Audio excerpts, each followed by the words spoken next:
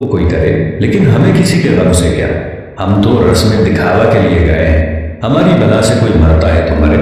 हम तो पूछेंगे कि भाई जी खाने का इंतजाम हो गया ना, कितनी देखें बनवाई हैं। 6 देखें तो कम है, बरादरी भी है, महल्लेदारी भी है। वो बेचारा बाप के शौक को भूलकर इस परेशानी में लग जाता है कि कहाँ से कर्ज पकड़ो, क्योंकि खाना सही ना बनाया तो बातें होंगी। सारी जिंदगी बाप का खाया, मरने पर रोटी भी सही ना दे सका। हमें सोचना होगा कि कौन लोग हैं हम। मुसलमान तो दूर, क्या हम इंसान भी हैं। जानवरों का भी कोई मर जाए तो वो ऐसे दावतें नहीं उड़ाते, और अशरफुल मखलूकात का ताज पहनकर हैवानियत की सारी हदें अबूर कर जाना कहाँ की इंसानियत है।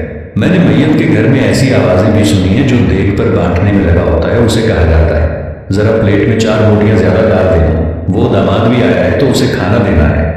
वो बेटी जो माँ या बाप की मैयत पर रो रो कर हलकान हो रही थी, जैसे ही जनाजा उठता है तो वो सारा गम पसे पुश्त डालकर खाना तकसीम करने में लग जाती है कि ससुराल वाले भी आए हैं, उन्हें खाना ना मिला तो सारी जिंदगी बातें सुनने को मिलेंगी कि तेरे बाप की मैयत पर तो हमें खाना भी नहीं पूछा किसी ने।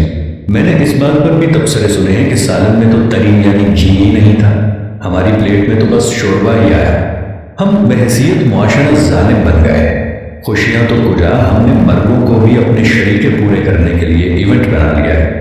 जब मैं कहता हूँ इलाही मेरा अहवाल देख, हुक्म होता है बंदे जरा नामा या अमाल देख।